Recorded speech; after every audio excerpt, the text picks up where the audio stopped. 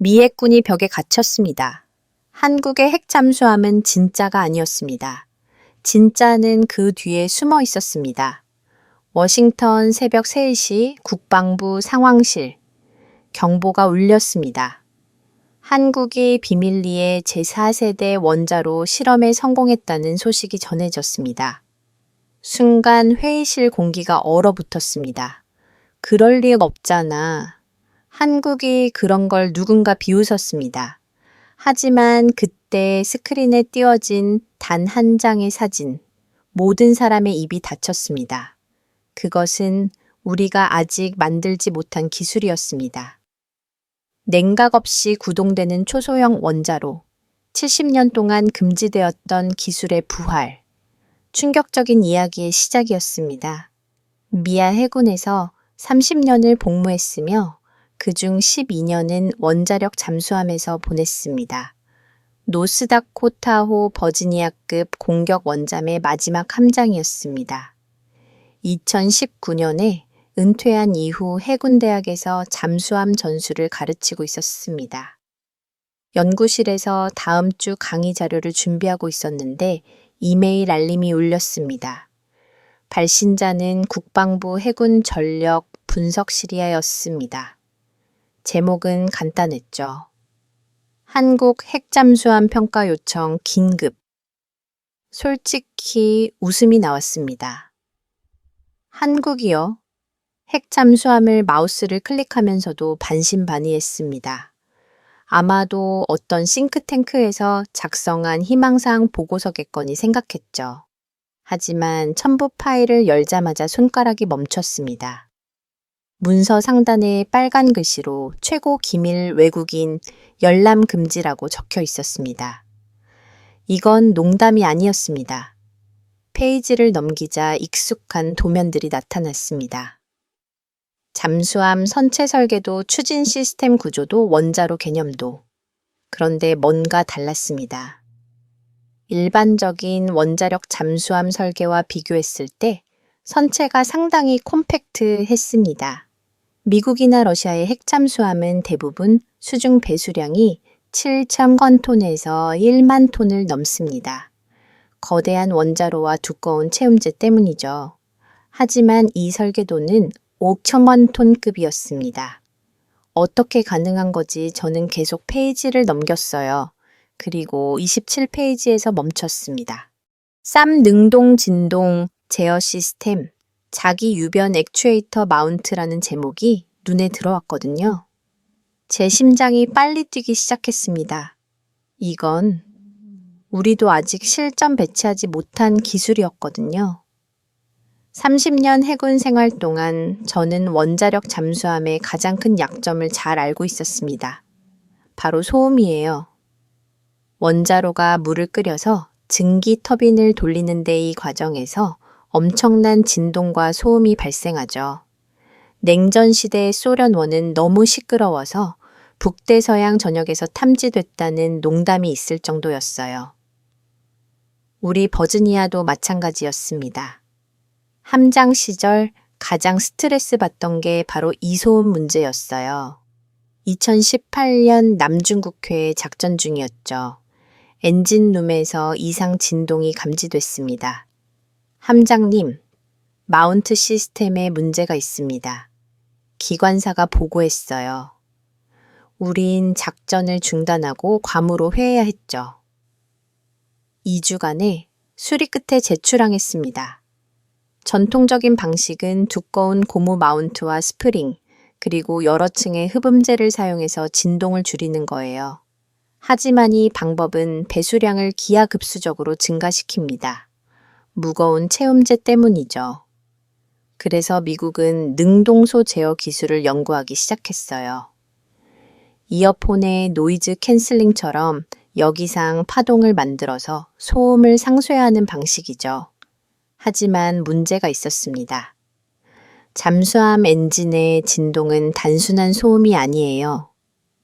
저주파 진동부터 고주파 소음까지 복잡하게 섞여 있죠. 게다가 진동의 강도가 엄청납니다. 일반 액추에이터로는 이걸 상쇄할 수 없어요. 그래서 우리는 자기 유변 유체를 사용하는 특수 액추에이터를 개발하기 시작했죠. 자기 유변 유체라는 건 자기장을 걸면 순간적으로 점도가 변하는 특수 유체입니다. 이걸 이용하면 밀리초 단위로 댐핑 특성을 바꿀 수 있어요. 진동을 감지하고 여기상 진동을 생성하고 실시간으로 상쇄하는 겁니다. 이론적으로는 완벽했지만 실제 구현은 엄청나게 어려웠어요. 센서, 제어, 알고리즘, 액추에이터 모두 완벽하게 동기화돼야 하거든요. 우리 미해군은 2020년부터 이 기술을 연구하기 시작했습니다. 하지만 2024년 현재까지도 시제품 단계에 머물러 있었어요. 예산 문제도 있었고 기술적 난제도 많았죠. 그런데 한국이 완성했다고요.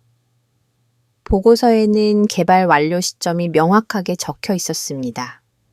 저는 보고서를 덮고 창밖을 바라봤습니다. 단풍이 아름다웠지만 마음은 복잡했죠. 30년간 제가 믿어왔던 상식이 흔들리고 있었거든요. 미국이 항상 1등이고 동맹국들은 우리 기술을 따라오는 존재라고 생각했어요. 하지만 이 보고서는 그게 아니라고 말하고 있었습니다. 다음 날 아침 국방부에서 전화가 왔습니다. 톰슨 대령님 보고서 검토하셨습니까? 해군 전력 분석 실장이었어요. 네, 읽었습니다. 하지만 확신이 서지 않네요. 한국이 정말 이 수준의 기술을 확보했다고 보십니까? 제가 물었죠. 그래서 대령님을 모시려고 합니다. 직접 가서 확인해 주십시오. 한국의 말입니까? 네, 국방과학연구소가 초청했습니다. 시설 견학을 허가하겠답니다. 저는 잠시 생각했어요. 동맹국이 자국의 핵심 군사 기술을 보여주겠다는 건 매우 이례적인 일이었죠. 뭔가 다른 의도가 있는 걸까요? 알겠습니다. 가보겠습니다. 일주일 후 저는 인천공항에 도착했습니다. 입국장을 나서자 30대 초반으로 보이는 젊은 남자가 제 이름이 적힌 팻말을 들고 있었어요. 톰슨 대령님이십니까? 그렇습니다. 국방과학연구소 김민수입니다. 환영합니다. 그가 명함을 건넸죠. 항공우주기술연구소 선임연구원이라고 적혀 있었습니다. 차를 타고 대전으로 향하는 동안 김민수는 한국의 잠수함 개발 역사를 설명해 줬어요. 1990년대 독일에서 도입한 장보고, 고급부터 시작해서 국산 잠수함 손원 1급, 그리고 최신의 도산 안창호까지. 도산 안창호는 정말 인상적이더군요. 리튬 배터리와 연료 전지를 결합한 시스템은 세계 최고 수준이죠. 감사합니다. 하지만 내일 보실 건 그것보다 훨씬 더 인상적일 겁니다. 저는 창밖을 보며 생각했습니다. 도대체 뭘 보여줄 작정일까? 그리고 왜 미국 전문가를 초청한 걸까? 궁금증은 계속 커져만 갔어요. 하지만 그때의 저는 몰랐습니다. 다음 날 제가 목격할 것이 제 모든 상식을 뒤엎을 거라는 걸요. 다음 날 아침 일찍 김민수가 호텔로 마중 나왔습니다. 오늘은 대전 유성구에 있는 연구소로 가겠습니다. 차를 타고 30분쯤 달렸을까요? 외부에서 보기엔 평범한 연구 단지였어요. 하지만 경비가 상당히 삼엄했죠. 게이트를 3번이나 통과해야 했고 매번 신분 확인을 받았습니다. 본관 건물로 들어가자 김민수가 저를 지하로 안내했어요. 여기부터는 촬영이 금지됩니다. 휴대폰과 카메라를 맡겨주셔야 해요. 보안 요원이 제 소지품을 수거했죠. 노트북도 스마트워치도 모두 맡겼습니다. 이해합니다. 군사시설이니까요. 엘리베이터를 타고 지하 3층으로 내려갔습니다. 문이 열렸을 때 제 눈앞에 펼쳐진 광경의 숨이 멎었어요. 거대한 수조가 있었습니다. 길이 50m도, 폭 10m쯤 되어 보였죠. 천장 높이도 15m는 될 것 같았어요. 수조 안에는 물이 가득 차 있었고 뭔가가 천천히 회전하고 있었습니다. 저게 뭡니까? 제가 물었어요. 펌프제트 추진 시스템입니다. 실제 크기 모형이죠. 저는 수조 가장자리로 다가갔어요. 물속에서 조용히 돌아가는 추징이, 프로펠러 블레이드가 원통형 덕트 안에 감싸여 있는 형태였죠. 영국 트라팔 가급 잠수함에서 처음 봤던 바로 그 구조였습니다. 펌프 니오제트는 원자력 잠수함의 핵심 기술 중 하나입니다. 일반 프로펠러는 팔로트까지는 조용하지만 속도가 빨라지면 소음이 급격히 증가해요. 15노트만 넘어가도 엄청난 소리를 내죠. 하지만 원자력 잠수함은 작전 속도가 20트 이상이에요. 그러니 프로펠러 소음이 치명적인 약점이 되는 겁니다. 영국은 1980년대의 문제를 해결하기 위해 펌프제트를 개발했어요. 프로펠러 외부에 원통형 구조물을 씌워서 소음의 외부 확산을 막는 방식이죠. 효과는 놀라웠습니다. 트라팔 가급 잠수함은 20트 이상의 속도에서도 8노트로 달리는 프로펠러와 비슷한 수준의 소음만 발생시켰어요. 실제로 시험 항해 중에 영국 수상함 바로 밑을 통과했는데도 탐지되지 않았다는 일화가 있습니다. 2009년에는 펌프제트를 장착한 영국 밴드급과 프랑스 트리온 판급이 대서양에서 충돌하는 사건까지 발생했어요. 서로 너무 조용해서 상대를 탐지하지 못한 거죠. 그만큼 펌프트의 소음 감소 효과가 뛰어나다는 증거였습니다. 하지만 펌프트는 구조가 매우 복잡합니다. 추진 효율이 일반 프로펠러보다 7%에서 15% 정도 떨어지고요. 그래서 추진력이 제한되는 디젤 잠수함에는 거의 사용되지 않아요. 오직 원자력 잠수함만이 기술을 쓸 수 있죠. 현재 펌프제트를 보유한 나라는 미국, 영국, 프랑스, 그리고 최근 중국 정도였습니다. 작동 시험 데이터를 볼 수 있습니까? 제가 물었어요. 물론입니다. 김민수가 옆에 있는 컴퓨터로 안내했죠. 화면에 그래프가 나타났습니다. 8노트에서 95대 10, 15노트에서 98대 10, 20에서 겐 3대 10. 제 손이 떨렸습니다. 이건 버지니 야급 수준인데요. 감사합니다.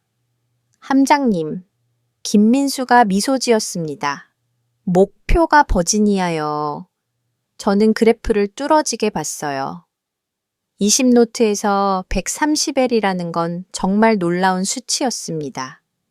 우리 버지니아이 20노트에서 약 115대 10 정도 나오거든요. 한국이 만든 펌프트가 그와 거의 동등한 성능이라는 뜻이었죠. 잠깐만요. 제가 화면을 다시 봤습니다. 이 테스트 언제 한 겁니까? 2024년 10월입니다. 그럼 이미 1년 전부터 개발이 완료됐다는 건가요?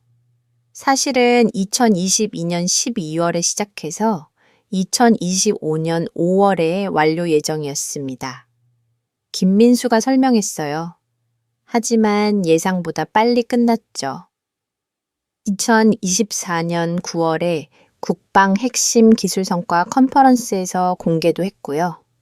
저는 믿기지 않았습니다. 3년도 안 되는 기간에 펌프제트를 완성했다고요. 우리 미국은 10년 넘게 연구했는데도 여전히 개선 중이었거든요. 함장님 궁금하신 게 더 있으시면 물어보세요. 저는 잠시 생각하다가 입을 열었어요.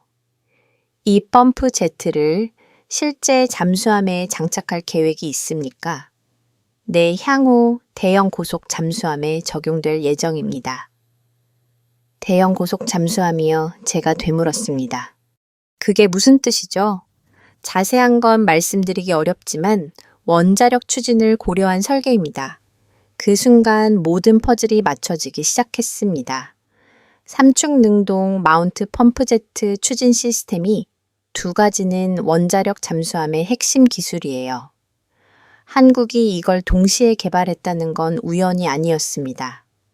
처음부터 핵잠수함을 염두에 두고 준비한 거였어요. 함장님, 다른 것도 보여드릴 게 있습니다. 이쪽으로 오시죠. 저는 그을 따라 복도를 걸었어요. 양쪽으로 실험실 문들이 줄지어 있었습니다. 소음 측정실, 유체 역학 실험실 재료, 시험실 모든 시설이 최첨단이었죠. 한문 앞에서 김민수가 멈췄습니다. 카드를 찍자 문이 열렸어요. 안으로 들어가니 또 다른 거대한 공간이 나타났습니다. 이번엔 금속 구조물들이 놓여 있었어요. 여기는 마운트 시스템 테스트룸입니다. 김민수가 설명했죠. 쌈 능동 마운트를 실험하는 곳이에요. 중앙에 커다란 철제 프레임이 있었습니다. 그 위에 엔진 같은 장비가 올려져 있었고 아래에는 복잡한 기계 장치들이 연결돼 있었어요. 저게 바로 자기 유변 액추에이터입니까? 제가 물었습니다. 네, 맞습니다. 실제로 작동하는 걸 보여드릴까요? 김민수가 컨트롤 패널로 가서 버튼을 눌렀습니다. 엔진이 작동하기 시작했어요. 웅거리는 소리가 들렸죠. 하지만 놀랍게도 진동이 거의 느껴지지 않았습니다. 저는 프레임에 손을 대봤어요. 미세한 떨림만 있을 뿐이었죠. 엔진 회전수를 높여볼까요? 김민수가 다이얼을 돌렸습니다. 엔진 소리가 커졌습니다. 하지만 여전히 진동은 거의 없었어요. 마치 마법 같았죠. 센서가 진동을 감지하면 즉시 여기상 진동을 생성합니다. 김민수가 설명했어요.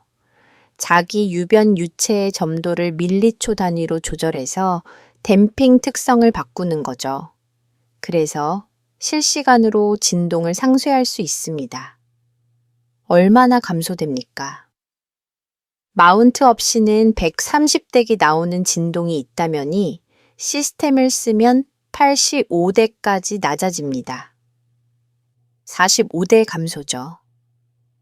45대 20배 감소라는 건 진동 에너지가 100분위로 줄어든다는 뜻이었습니다. 엄청난 수치였죠. 개발 기간이 얼마나 걸렸습니까? 2021년 5월부터 2024년 10월까지입니다. 약 3년 반이죠. 예산은 85억 원 정도 들었고요. 3년 반에 85억 원, 미국 달러로 약 600만 달러. 우리가 같은 프로젝트에 쓴 예산의 10분위도 안 되는 금액이었어요. 그런데 한국이 먼저 완성했습니다. 함장님, 저희가 이 기술을 개발한 이유를 아십니까? 김민수가 진지하게 물었어요. 원자력 잠수함 때문이겠죠. 맞습니다. 하지만 그게 전부가 아니에요. 저희는 준비하고 있었습니다. 언젠가 필요한 날이 올 거라고 믿었죠. 북한 때문입니까? 네. 그리고 주변 환경 때문이기도 하고요. 중국, 러시아, 일본 모두 강력한 해골력을 가진 나라들이죠. 우리가 살아남으려면 스스로를 지킬 힘이 필요합니다. 저는 그의 눈빛을 봤어요. 확고한 의지가 담겨 있었습니다. 함장님, 이제 정말 중요한 걸 보여드리겠습니다. 지하 5층으로 가시죠? 지하 5층이요? 네, 원자로 연구실입니다. 그 말에 제 심장이 빨리 뛰기 시작했어요. 드디어 핵심을 보게 되는 건가요? 엘리베이터가 더 깊이 내려갔습니다. 지하 4층, 지하 5층. 문이 열렸을 때 눈앞에 펼쳐진 광경은 놀라웠어요. 복도 양쪽으로 두꺼운 콘크리트 벽이 이어져 있었고 천장에는 황희 시스템이 빼곡히 설치돼 있었죠. 여기부터는 원자력 관련 시설입니다. 방사능은 없으니 안심하세요. 연구용 모형만 있습니다. 한문 앞에서 멈췄습니다. 경고 표지판이 붙어 있었어요. 허가받지 않은 출입 금지. 김민수가 카드를 찍고 홍채 인식까지 받았죠. 보안이 정말 삼엄했습니다. 문이 열리자 차가운 공기가 흘러나왔어요. 실내 온도를 낮게 유지하는 것 같았죠. 안으로 들어가자 거대한 금속 실린더가 보였습니다. 높이 5m 직경 2m쯤 되어 보였어요. 표면은 은색 금속으로 덮여 있었고 여러 파이프와 케이블이 연결돼 있었죠. 저게 원자로입니까? 네, 소형 가압수로 모형입니다. 가압수로라는 건 물을 고압으로 가열해서 증기를 만드는 방식이에요. 일반 원자력 발전소나 대부분의 핵잠수함이 사용하는 방식이죠. 안전성이 높고 기술이 검증돼 있어서 선호됩니다. 출력은 얼마나 됩니까? 200ml입니다. 고공각인 통급 잠수함을 30노트로 추진할 수 있는 출력이에요. 연료는요, 농축률 20% 미만의 전농축 우라늄입니다. 그리고 작동 수명은요, 최소 10년입니다. 그 답에 제가 눈을 크게 떴어요. 농축률 20% 미만으로 10년이요. 어떻게 가능합니까? 원자로 설계를 최적화했습니다. 노심 배치, 제어봉 시스템, 냉각수 흐름까지 모든 걸 계산했어요. 프랑스 쉬급 잠수함이 농축률 7.5%로 10년 수명을 달성했다는 건 알고 있었습니다. 하지만 그건 프랑스가 수십 년간 축적한 기술의 결과였어요. 한국이 그 수준에 도달했다는 게 믿기지 않았죠. 언제부터 연구했습니까? 제가 물었습니다. 2005년부터입니다. 김민수가 벽면을 가리쳤어요. 저기 사진들이 보이시죠? 액제든 오래된 사진들이 걸려 있었어요. 첫 번째 사진은 2005년이라고 적혀 있었죠. 젊은 연구원들이 설계도 앞에 모여 있는 모습이었습니다. 당시 노무현 대통령이 원자력 잠수함 개발을 승인했거든요. 두 번째 사진은 2010년이었습니다. 하지만 분위기가 달랐어요. 연구원들의 표정이 어두웠죠. 이때 사업이 중단됐습니다. 이명박 정부가 예산을 삭감했거든요. 미국의 반대도 있었고요. 공식적으로는 프로젝트가 종료됐죠. 하지만요, 우린 포기하지 않았어요. 비밀리에 연구를 계속했습니다. 2015년, 2017년, 2020년 사진 속건들은 점점 나이가 들어가고 있었지만 눈빛만은 여전히 살아 있었어요. 정권이 바뀌어도 예산이 끊겨도 우린 믿었습니다. 언젠가 이게 필요한 날이 온다고. 그리고 그날이 왔습니다. 김민수가 마지막 사진을 가르쳤어요. 2025년 3월 8일이라고 적혀 있었습니다. 뭔가 중요한 날인가요? 제가 물었죠. 네, 북한이 핵추진 잠수함 건조를 공식 발표한 날입니다. 제 등골이 서늘해졌어요. 북한이 핵 잠수함을요? 김민수가 태블릿을 꺼내서 제게 보여줬습니다. 북한 조선중앙통신 보도였어요. 김정은 국무위원장이 핵동력 전략, 유도탄 잠수함 건조 현장을 시찰했다는 내용이었죠. 사진도 함께 공개됐는데 거대한 잠수함 선체가 보였습니다.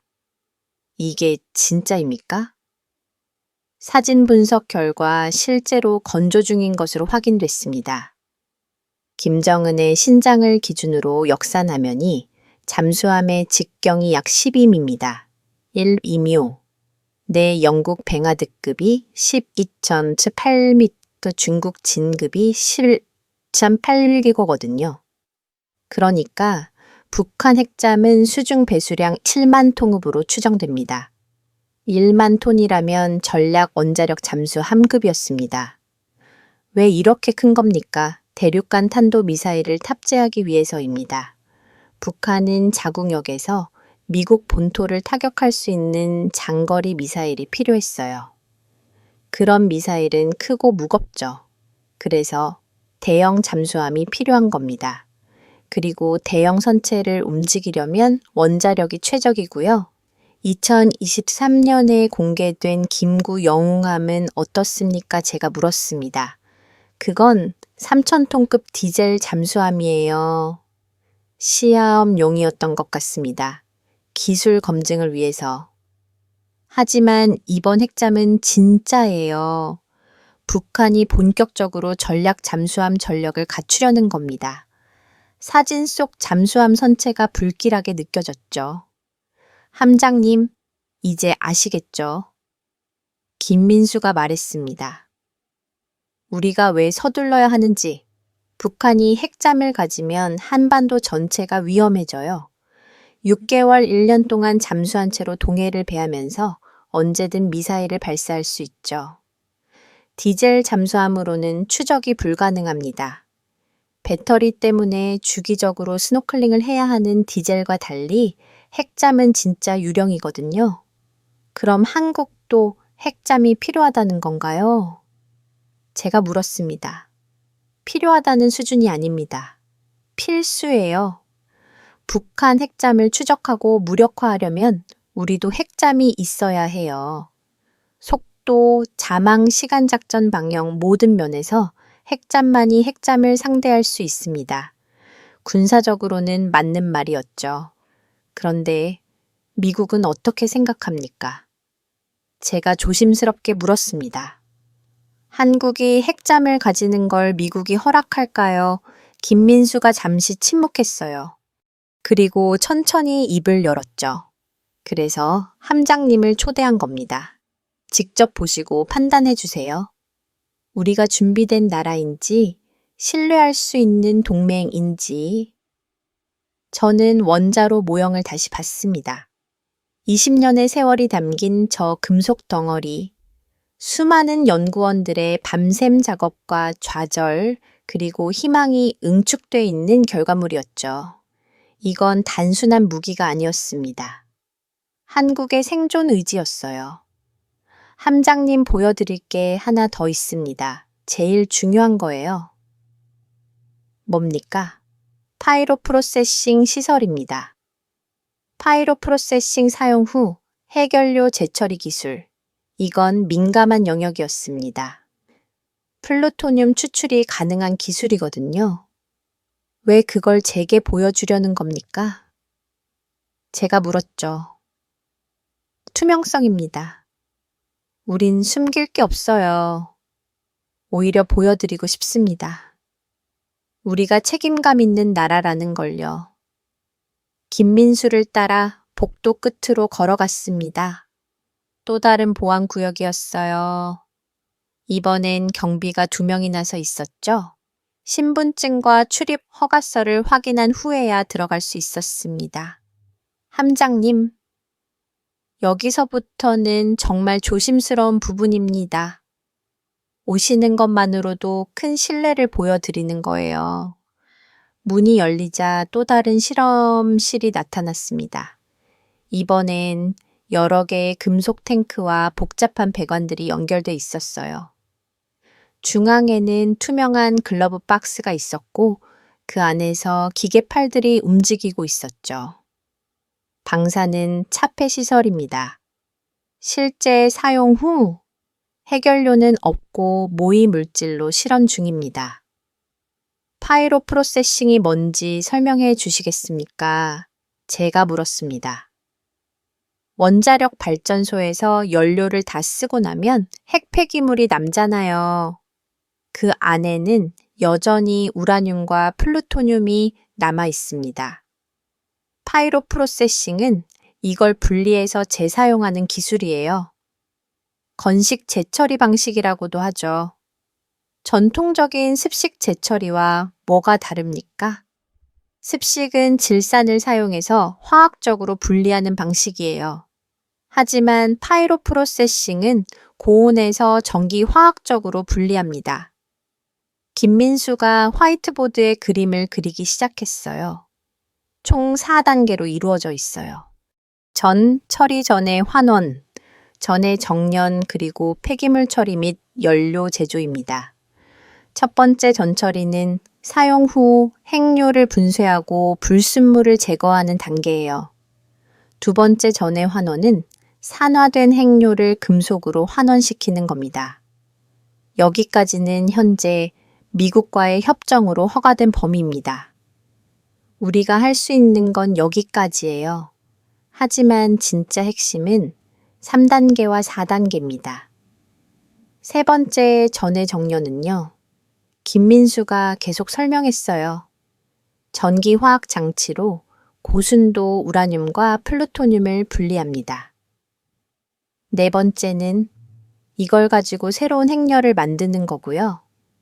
만약 이전 과정이 완성되면 이론적으로 3좀 600년분의 핵료를 확보할 수 있습니다. 3년 600년이요.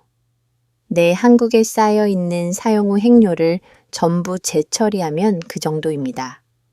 물론 실제로는 손실이 있겠지만 수백 년치는 확실해요. 원자력 발전소도 잠수함도 모든 원자로의 연료를 자급할 수 있게 되는 겁니다. 저는 그 의미를 곱씹었습니다. 에너지 독립, 그건 엄청난 전략적 가치를 가진 것이었죠. 하지만 문제가 있죠. 플루토늄입니다. 맞습니다. 전의 정련 과정에서 플루토늄이 분리되거든요. 이론적으로는 핵무기 제조가 가능해집니다. 그래서 미국이 반대하는 거고요. 저는 심각한 표정으로 물었습니다. 한국은 핵무기를 만들 생각이 있습니까? 없습니다. 우리는 핵 확산 금지 조약 가입이에요. 조약을 위반할 생각이 전혀 없습니다. 하지만 능력은 갖추고 싶습니다. 능력이요? 네, 북한이 핵무기를 가지고 있잖아요. 우리만 손 놓고 있을 순 없어요. 핵무기는 만들지 않지만 만들 수 있다는 잠재력. 그게 억지력입니다. 잠재적 핵 보유국이 되겠다는 건가요? 정확합니다. 일본처럼요. 일본도 플루토늄을 47톤이나 보유하고 있지만 핵무기는 만들지 않죠. 하지만 세계는 알아요. 일본이 마음만 먹으면 몇 달 안에 핵무기를 만들 수 있다는 걸요. 우리도 그런 위치가 되고 싶습니다. 미국이 허락할까요? 제가 조심스럽게 물었어요. 쉽지 않을 겁니다. 국무부는 분명 반대할 거예요. 하지만 트럼프 대통령이 원자력 잠수함을 승인했잖아요. 그걸 기회로 삼으려고 합니다. 핵 잠수함 연료 공급을 조건으로 파이로 프로세싱 전체 공정을 허가받는 거죠. 일종의 거래라는 건가요? 네. 우리는 투명하게 운영하겠다고 약속할 겁니다. 국제 원자력 기구의 사찰도 받고 플루토늄 재고도 전부 공개하고요. 대신 기술은 확보하는 거죠. 저는 복잡한 심정이었습니다. 군사 전문가로서는 한국의 논리가 이해됐어요.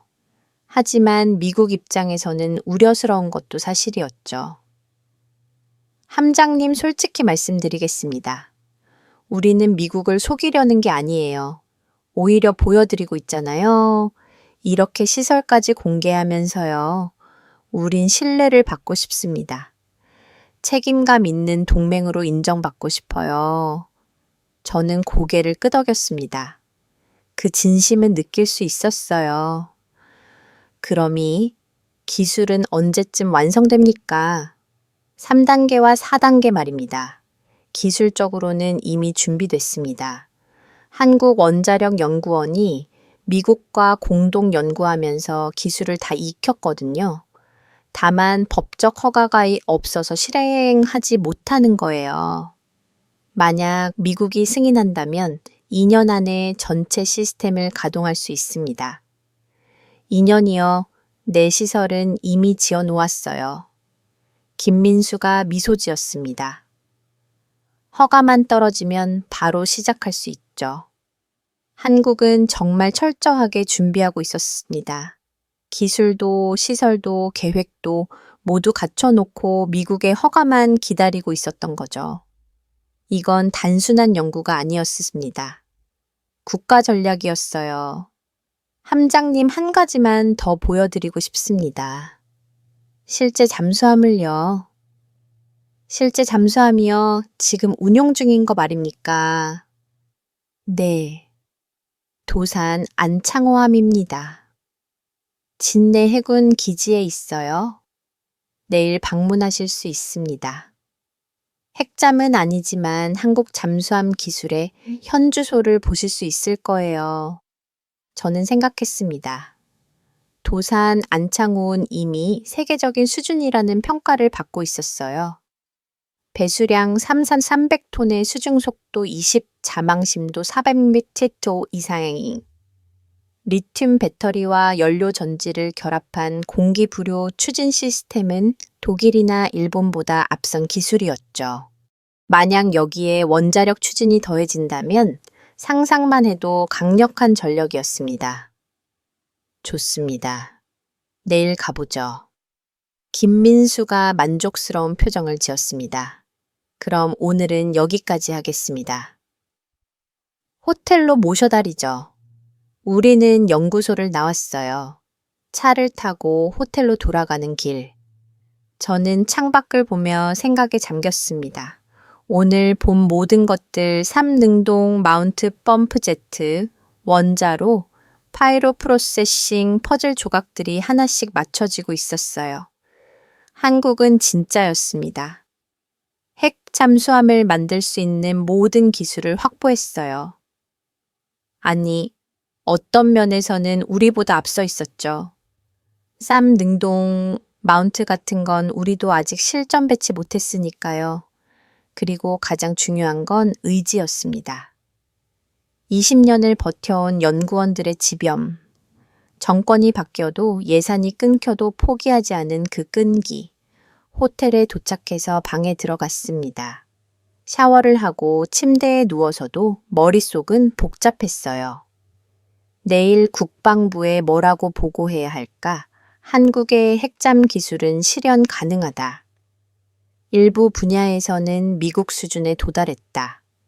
북한의 핵잠 위협을 고려하면 한국에게도 핵잠이 필요하다. 그렇게 써야 할까요? 하지만 다른 목소리도 들렸습니다.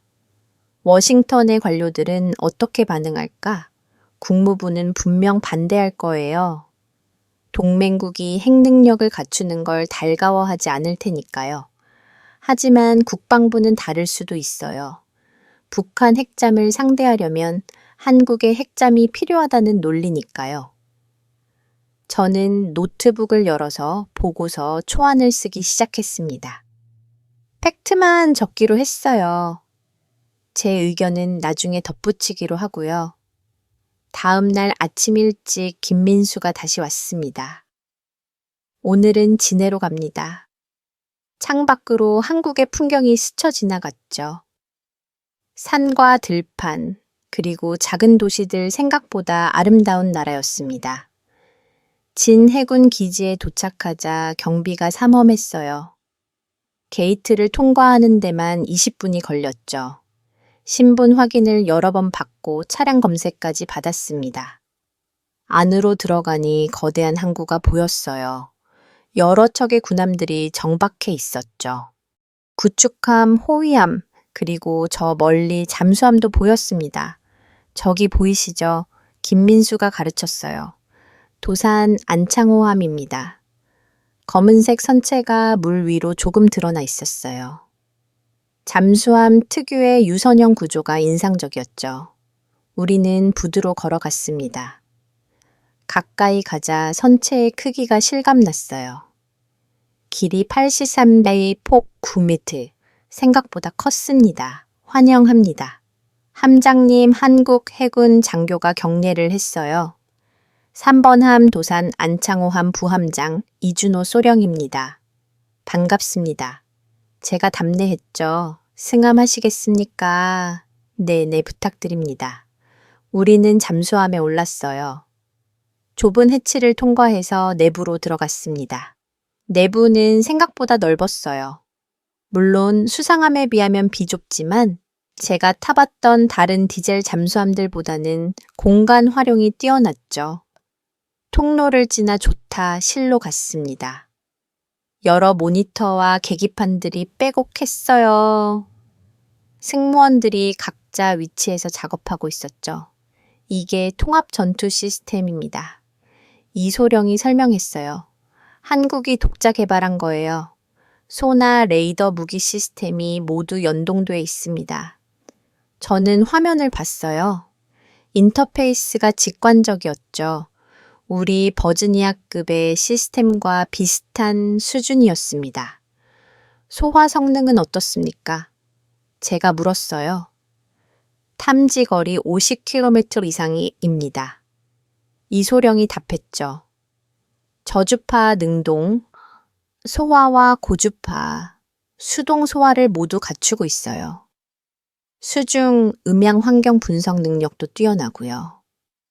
50km면 상당한 거리였습니다. 일반 디젤 잠수함의 2배 정도 되는 성능이었죠. 무장은요? 어우에 6발 대한 미사일 6발, 그리고 탄도미사일 6발입니다. 탄도미사일이요? 제가 놀라서 되물었어요. 네, 현무사 잠수 한발사 탄도미사일입니다. 사거리 3정성 킬로미터예요. 저는 입이 벌어졌습니다. 잠수 한발사 탄도미사일을 실전 배치한 나라는 핵보유국 몇 개뿐이었거든요. 핵탄두는 아니겠죠. 당연히 아닙니다. 재래식 탄두예요. 하지만 위력은 충분합니다. 벙커 관통탄도 탑재 가능하고요. 사거리 3,000km면 북한 전역은 물론이고 중국 동부 해안까지 사정권이었습니다. 엄청난 억지력이었죠. 함장님, 어실도 보시겠습니까? 네, 가보죠. 우리는 좁은 통로를 지나 함수로 갔습니다. 어오의 발사관 6개가 늘어서 있었어요. 백상어 준거회입니다. 사거리 50km, 최고 속도 70노트예요. 유도 방식은 선유도와 자율유도를 결합했고요. 70노트요. 제가 놀랐습니다. 그건 세계 최고 수준이었거든요. 러시아어 제 어뢰가 그 정도였죠. 네, 초공동 기술을 적용했습니다. 어회 주변에 기포를 형성해서 물의 저항을 줄이는 거예요. 그래서 고속이 가능합니다. 저는 감탄했어요. 한국의 기술 수준이 정말 높았습니다. 자망 심도는요, 400m 이상입니다. 정확한 수치는 기밀이에요. 하지만 대부분의 작전 해역에서 해저 지형을 활용할 수 있는 깊이예요. 저는 고개를 끄덕였습니다. 400mm면 충분했어요. 동해의 평균 수심이 그 정도거든요. 배터리 용량은요, 리튬 배터리 1200kWh입니다. 연료 전지와 결합하면 무산소 자망 시간이 20일 이상이에요. 20일이요? 그건 독일 잠수함보다 긴 시간이었어요. 내가의 최장 기록입니다. 함장님 기관실도 보시겠습니까? 중요한 걸 보여드리고 싶은데요. 우리는 한미로 갔습니다. 디젤 엔진과 전기 모터, 그리고 연료 전지 시스템이 빼곡하게 들어쳐 있었어요. 여기가 미래 핵잠의 엔진이 들어갈 자리입니다. 김민수가 공간을 가리켰죠. 지금은 디젤 엔진이 있지만 핵잠은이 자리에 증기 터빈이 들어갑니다. 그리고 선체 앞쪽에 원자로가 위치하고요. 설계는 이미 완료됐어요.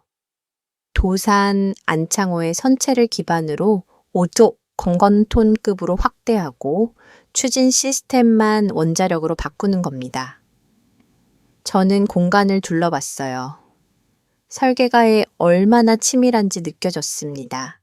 소음 수준은 어떻습니까? 제가 물었어요. 현재 도산 안창호함은 8트에서 100대 실 이하입니다.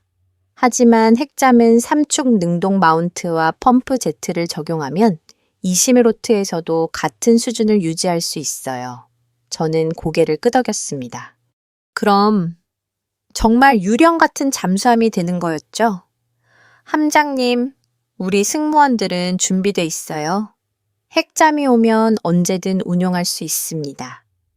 훈련은요, 미국 해군과 합동훈련을 정기적으로 하고 있습니다. 작년에는 하와이에서 림팩 훈련에 참가했고요. 버지니아급 잠수함과 대전 훈련도 했어요. 어땠습니까? 솔직히 말하면 우리가 이겼습니다. 제가 놀라서 글을 받습니다. 정말입니까? 내 모의 교전에서 우리가 먼저 탐지하고 어의 발사 위치를 선점했어요. 물론 훈련이라 실제 발사는 안 했지만요. 저는 믿기지 않았지만 거짓말 같지는 않았어요. 한국 승무원들의 실력이 정말 뛰어난 모양이었습니다. 잠수함 견학을 마치고 부두로 나왔습니다. 바닷바람이 상쾌했어요. 저는 도산 안창호함을 다시 한번 봤습니다. 검은 선체가 위험 있어 보였죠. 만약 저 잠수함이 원자력으로 추진된다면 상상만 해도 강력한 전력이었습니다. 함장님, 어떻게 생각하십니까? 인상적입니다. 기술력도 승무원 수준도 세계 최고예요.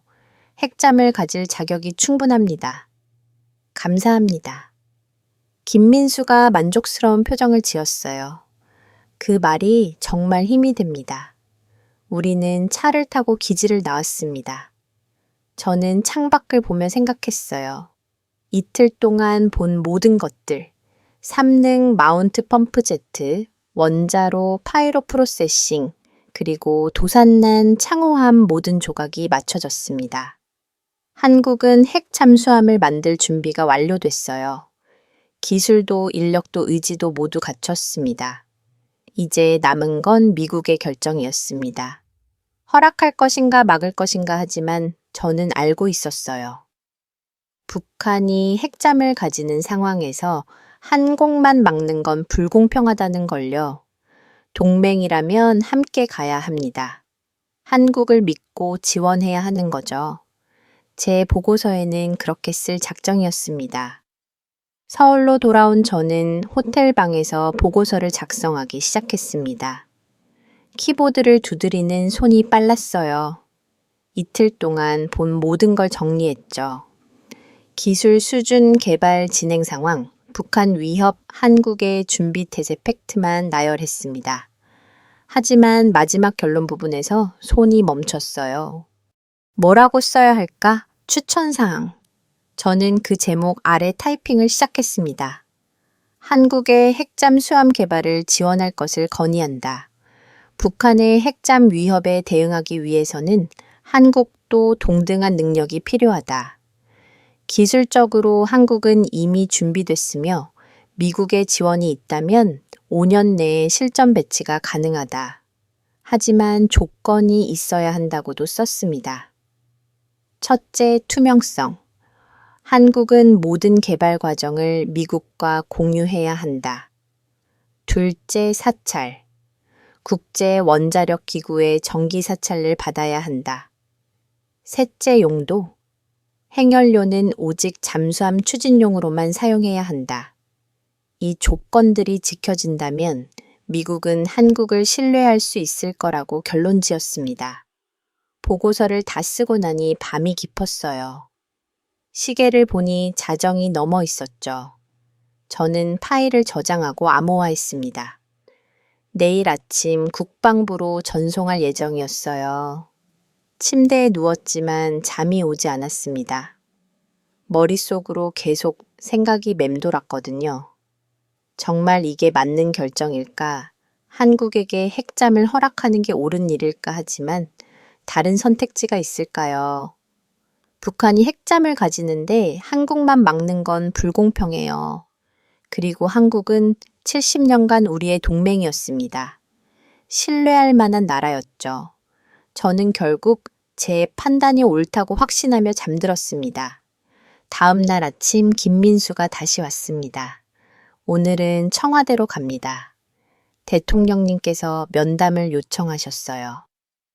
대통령이요? 제가 놀랐습니다. 네, 함장님의 의견을 직접 듣고 싶으시답니다. 저는 서둘러 정장으로 갈아입었어요. 이건 예상하지 못한 일이었죠. 청와대에 도착하자 경우가 삼엄했습니다. 모항 검색을 여러 번 받고 들어갔어요. 집무실로 안내됐는데 생각보다 소박했습니다. 대통령이 일어나서 악수를 청했어요. 환영합니다. 톰슨 함장님, 한국에 와주셔서 감사합니다. 영광입니다. 대통령님 앉으시죠. 우리는 마주 앉았죠.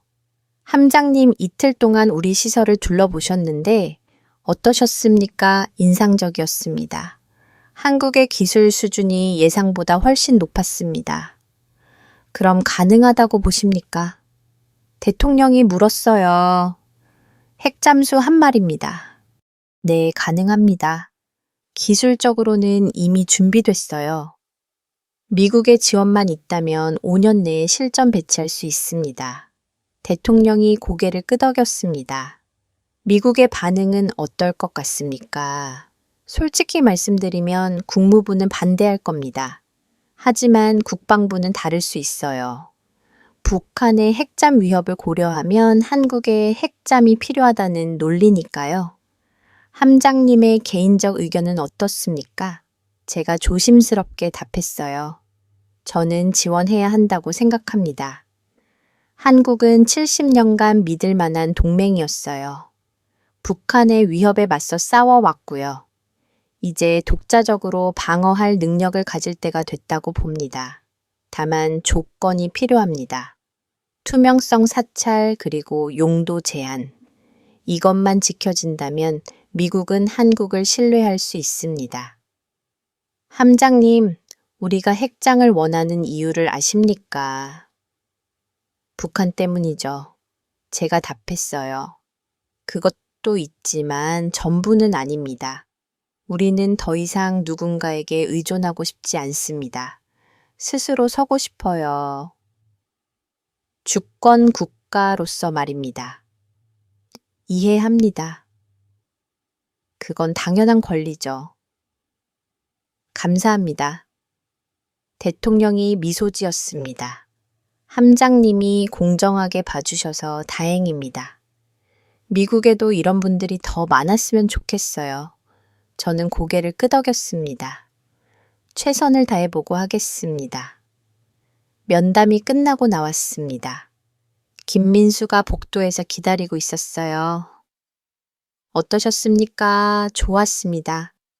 대통령님의 진심을 느낄 수 있었어요. 그럼 보고서에 긍정적으로 쓰시겠습니까? 네, 한국을 지지하겠습니다. 함장님, 정말 감사드립니다.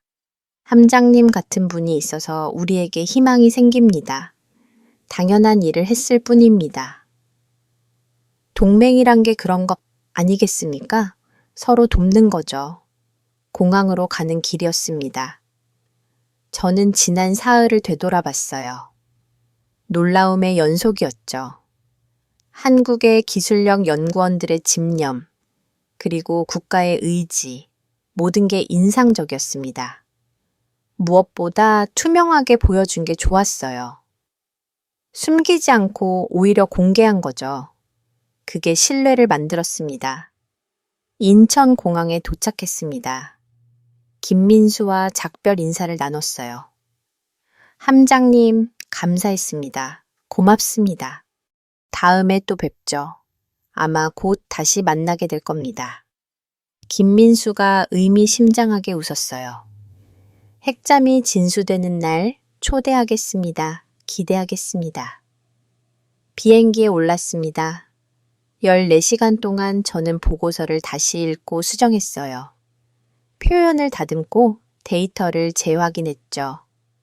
완벽하게 만들고 싶었습니다. 이 보고서가 역사를 바꿀 수도 있으니까요. 워싱턴에 도착했을 때 저는 확신이 있었습니다. 제가 옳은 결정을 했다고요. 국방부에 도착한 건 월요일 아침이었습니다.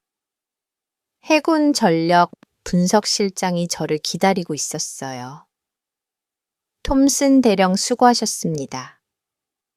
보고서 받았어요. 굉장히 상세하더군요. 제가 직접 본 걸 있는 그대로 썼습니다. 제가 답했죠. 한국의 준비 상태는 예상을 뛰어넘었어요. 오늘 오후에 브리핑이 있습니다. 국방장관님과 합참님이 참석하실 거예요. 준비되셨습니까? 네. 오후 2시 국방부 브리핑룸. 저는 단상에 섰어요. 앞에는 30명 정도의 고위 인사들이 앉아 있었죠. 국방장관, 합참의장, 각군 참모총장, 그리고 백악관 안보자관까지 보였습니다. 브리핑을 시작하겠습니다. 제가 말했어요. 한국 핵잠수 프로그램 평가 보고입니다. 스크린에 첫 슬라이드가 떴죠. 지난 사흘간 저는 한국 국방과학연구소와 진해 해군 기지를 방문했습니다. 결론부터 말씀드리면 한국은 핵 잠수함을 건조할 기술적 능력을 완전히 확보했습니다. 방안이 술렁거렸습니다. 다음 슬라이드를 보시죠. 삼축 능동 마운트 시스템입니다. 자기 유변 액추에이터를 사용해 진동을 45대 10 감소시킵니다. 이건 우리도 아직 실전 배치하지 못한 기술입니다. 장관이 미간을 찌푸렸어요. 정말 작동합니까? 네, 직접 봤습니다. 다음은 펌프제트 추진 시스템입니다. 20노트에서 130L의 소음을 기록했습니다. 버지니급과 동등한 수준이에요. 합참의장이 손을 들었어요. 한국이 펌프제트를 독자 개발했다고요? 네. 2022년부터 2024년까지 3년 만에 완성했습니다. 다음 슬라이드는 원자로였습니다. 소형 가압수로 출력 200메가바트 농축률 20% 미만으로 10년 작동 가능. 설계는 2005년부터 시작됐고 현재 거의 완성 단계입니다. 장관이 물었어요. 연료는 어떻게 하려고요? 미국에게 요청할 겁니다. 그리고 파이로 프로세싱 전 과정 허가도요. 파이로 프로세싱이요. 안보자관이 끼어들었습니다. 그건 플루토늄 추출이 가능한 기술 아닙니까? 맞습니다. 하지만 한국은 투명하게 운영하겠다고 약속했습니다. 국제원자력기구 사찰도 받고요. 안보 보좌관이 고개를 저었습니다. 받아들일 수 없습니다. 동맹국이라 해도 핵 능력을 주는 건 안 돼요. 북한을 보십시오. 그들은 이미 핵잠을 건조하고 있습니다. 직경 12m 배수량 1만 톤급 대륙간 탄도미사일을 탑재할 전략 잠수함이에요. 한국만 막는 게 공평합니까? 방안이 조용해졌습니다. 제가 다음 슬라이드를 넘겼어요. 작전 능력 비교입니다. 저는 그래프를 가리켰죠. 원자력 잠수함 한 척의 초계 구역은 600제곱헬입니다. 디젤 잠수함은 300제곱헬이 12배 차이예요. 북한 핵잠을 추적하려면 디젤 잠수함 11척이 필요합니다. 하지만 핵잠은 단 한 척으로 충분하죠. 속도도 다릅니다. 디젤 잠수함은 8트 이상이면 소음이 급증해요.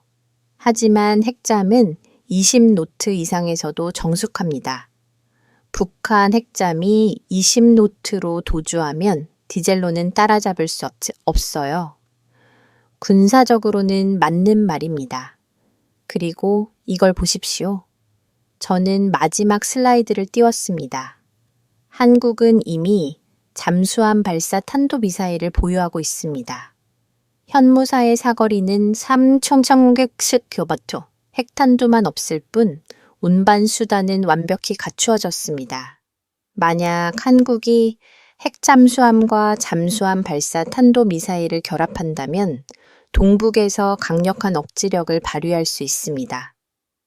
그게 왜 미국의 이익인가요? 한 보좌관이 날카롭게 물었습니다.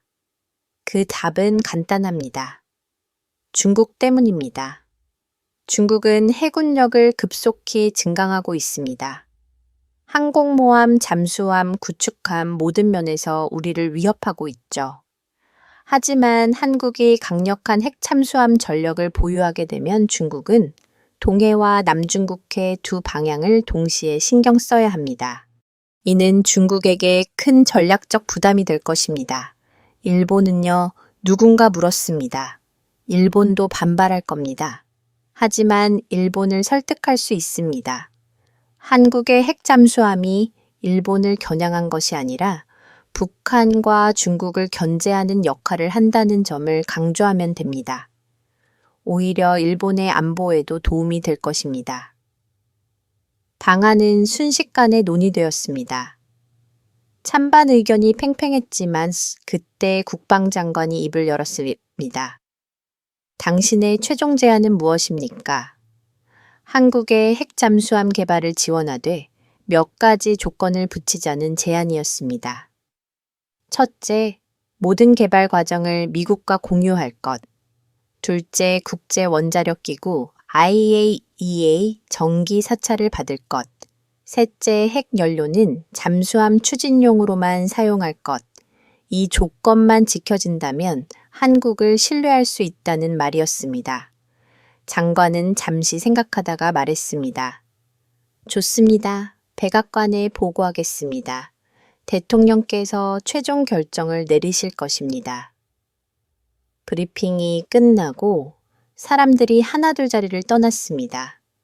저는 자리에 남아 화면을 정리하고 있었습니다. 그때 합참의장이 다가왔습니다. 톰슨 대령 훌륭한 브리핑이었습니다. 하지만 쉽지 않을 겁니다. 의회 설득이 만만치 않아요. 알고 있었습니다. 하지만 옳은 일이라고 믿습니다. 장군님도 그렇게 생각하시죠? 군사적으로는 맞는 말이었습니다. 합참의장이 고백했습니다. 북한 핵잠수함 대응에는 한국의 핵잠수함이 최선이라는 것이었습니다. 하지만 정치는 다릅니다. 그래도 해봐야죠. 2주 후 백악관 발표가 있었습니다. 트럼프 대통령이 한국의 원자력 잠수함 개발을 원칙적으로 승인한다는 내용이었습니다. 다만 구체적인 조건은 한미 양국이 협상에서 정한다고 했습니다. 완전한 승리는 아니었지만 첫걸음이었습니다. 그때 김민수에게서 이메일이 왔습니다. 함장님 감사합니다. 저는 답장을 썼습니다. 축하합니다. 하지만 이제 시작입니다. 앞으로 갈 길이 멉니다. 투명하고 책임감 있게 진행하세요. 그래야 미국과 세계가 한국을 신뢰할 것입니다. 집 보내기 버튼을 누르고 창밖을 바라보았습니다. 워싱턴의 하늘은 맑았고 새로운 시대가 열리고 있었습니다. 한국은 이제 더 이상 보호받는 나라가 아니라 스스로 자주국가로서의 길을 걷기 시작한 시대였습니다. 여러분, 좋아요를 눌러주시고 댓글로 여러분의 생각을 들려주세요. 다음 영상은 자랑스러운 대한민국의 이야기로 찾아뵙겠습니다.